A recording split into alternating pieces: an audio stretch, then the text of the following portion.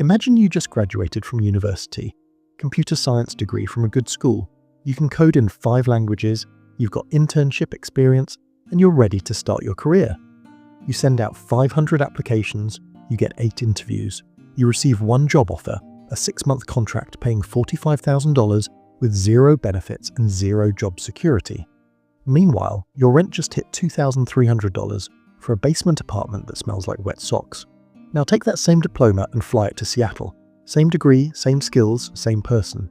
Starting salary, $120,000 US, stock options, full benefits, signing bonus, a 1-bedroom apartment that costs half of what you're paying in Toronto. Welcome to Canada in 2026, where we've created an economic disaster so perfectly catastrophic, it should be studied as a cautionary tale titled, How to Destroy a Country's Future in Under a Decade. We've got too many people, not enough jobs, mountains of debt, and a government that keeps telling us everything is fine while the ship actively sinks. In this video, we're dissecting how Canada turned mass immigration into an economic wrecking ball, how we buried an entire generation under inescapable debt, and how we created a job market where having a master's degree and working at Starbucks is the new normal. Buckle up, this one's going to hurt. Canada added 1.3 million people in 2023. That's Calgary's entire population showing up in 1 year. Canada's population grew 3.2%, the US 0.5%, the UK 0.9%.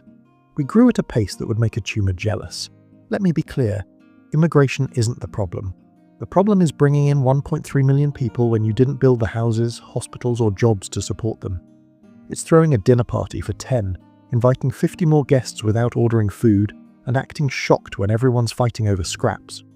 In 2000, Canada brought in 225,000 immigrants yearly. By 2023, we hit 1.3 million, a 480% increase.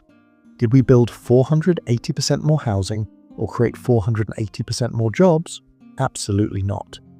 When you flood the labour market with 1.3 million desperate people, wages get obliterated. Every job posting gets 400 applications. Employers offer garbage wages, 0 benefits, and people still line up begging. Why did the government do this knowing what would happen? Because it's the easiest fake solution to an aging population. Boomers are retiring. Someone needs to fund CPP and healthcare. Instead of creating an environment where young Canadians could afford children, they imported working-age people. It boosts GDP numbers, keeps wages suppressed, and delays the economic reckoning another decade. Meet Sarah, 29, from the UK with a master's in civil engineering and 6 years of experience. Exactly who Canada claims to want. She asks Professional Engineers Ontario to get licensed. They say she needs exams, 48 months of Canadian work experience under a licensed engineer, then another exam, about $3,000 in fees. She asks, how do I get Canadian work experience if I can't work without being licensed? Not really my department. Next, please. According to Statistics Canada, 1 in 3 immigrants with university degrees work jobs requiring only a high school diploma. Doctors driving Uber, engineers stocking shelves, lawyers in retail. Why? Credential recognition is controlled by professional colleges protecting their members from competition. They've created a labyrinth of exams and Canadian experience requirements to keep gates locked. We have 6.5 million Canadians without a family doctor and thousands of internationally trained doctors working minimum wage because we refuse to let them practice. It's not a bug, it's a feature. Sarah works at a coffee shop making $17 an hour, while her engineering job sits unfilled because companies can't find qualified candidates. Translation: they can't find someone with 10 years of Canadian experience willing to work for $65,000 with no benefits. Meet James, 26. Graduated with a business degree and $32,000 in student debt. After 7 months, he lands a contract job paying $47,000 with no benefits. After taxes, $36,000 annually. Rent is $2,000 monthly for a bedroom in a shared house. That's $24,000 yearly. He's down to $12,000. Student loans, $350 monthly, $4,200 yearly. Now he's got $7,800 left for the year. That's $650 monthly for food, transportation, phone, internet, clothing, and any kind of life. He's not saving. He's not investing. He's in pure survival mode. Because James is perpetually broke, He uses credit cards for basics. The balance hits $6,500 at 19.99% interest. Minimum payment, $180 monthly, but $110 is pure interest. He pays $2,160 yearly just to service debt while barely touching principal. This isn't accidental. Banks make fortunes off people trapped in minimum payment hell. The government loves it, because indebted people don't make waves. They can't quit bad jobs or take risks. Multiply James by 3 million young Canadians in this exact situation. The wealth gap is becoming a canyon. People who own assets benefit from inflation. People drowning in debt pay interest to asset owners. It's a wealth transfer from young and poor to old and rich, dressed up as personal responsibility. Meet Alex, 24, marketing degree graduate, good grades, 2 internships, bilingual, everything job descriptions want. Application 1, entry-level marketing coordinator. Requirements, 3 to 5 years of experience. Entry-level means no experience, but she applies anyway. Application 500. She's had 6 interviews, 0 job offers. This is the average Canadian job seeker experience in 2026. Your resume doesn't go to a human. It goes to an ATS robot scanning for keywords. No exact match. Digital trash. Auto-rejected in 30 seconds. Past the robot? You record yourself answering questions to a camera alone.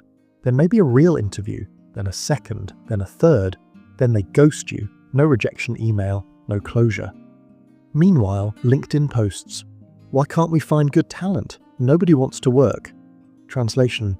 We want a master's degree, 10 years experience, $50,000 salary, 0 job security, and gratitude for being exploited. Even when hired, it's a contract position. 6 months, maybe a year, no benefits, no pension. You're a disposable resource. Canada created an entire generation of permalancers, full-time workers classified as temporary so companies don't provide benefits. We normalized exploitation and called it the gig economy. Government press releases say, Canadian economy shows strong growth. If you can't afford groceries while working 2 jobs, you might think you're crazy. You're not. They're using statistics to tell a technically true but fundamentally misleading story. GDP is growing. Yes, if you add 1.3 million people, GDP grows.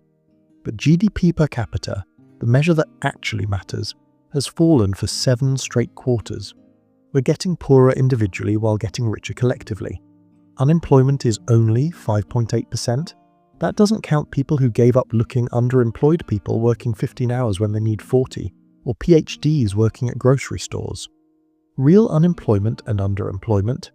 Economists estimate 15 to 20%. They're rearranging deck chairs on the Titanic and calling it a rescue operation. What happens when an entire generation does everything right and still loses? Millions of young Canadians and newcomers got degrees, worked hard, followed every rule, and they're still broke. Still living with roommates at 30. Still unable to start families. Record anxiety and depression among people under 35. Birth rates at 1.26 children per woman, well below replacement, and the brain drain. Our best and brightest leave for the US, earning double the salary, paying half the rent, actually building futures. We subsidize their education, then gift them to the American economy. To fix this, we need radical changes. Cut immigration to sustainable levels, blow up credential recognition, build housing at massive scale, enforce labor standards. Realistically, none of that's happening. The people who'd make those changes are the same people benefiting from the current system. So if you're young, don't take on debt for a degree unless it leads to clear, high-paying careers. Be ruthlessly pragmatic. Consider leaving if you have skills that travel. If staying, build skills that can't be automated. Network aggressively. Create your own opportunities. Most importantly, stop believing this is normal or your fault. An entire generation unable to afford housing isn't personal failure, it's policy failure. This country has everything it needs to succeed. Resources, education, diversity, peace. But we've locked it all behind debt, credentialism, and short-term thinking. The question is whether we fix it or become a cautionary tale economists study under how to squander everything. Thanks for watching. If we don't name the problem, we can't fix it. If this resonated, smash that like button and subscribe. Stay skeptical, stay solvent, and I'll see you in the next one.